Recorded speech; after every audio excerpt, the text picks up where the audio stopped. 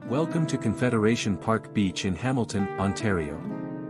As we begin our walk along this beautiful waterfront sidewalk, take a moment to appreciate the vast expanse of Lake Ontario stretching before us.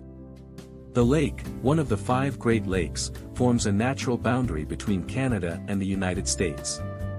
On a clear day like today, you can see the water extending to the horizon, its surface shimmering in the sunlight. The gentle waves lapping against the shore create a peaceful rhythm that has drawn people to this spot for generations. Notice how the lake changes color throughout the day, from deep blue in the morning to golden amber at sunset. This is a living body of water, supporting diverse wildlife and serving as a crucial part of our ecosystem. As we continue east along the path, you'll notice the Confederation Park office building on your left. This modest structure serves as the administrative heart of the park, where staff coordinate maintenance, events, and programs that keep this community space thriving. The park office is also where local residents can inquire about park permits, seasonal activities, and community events.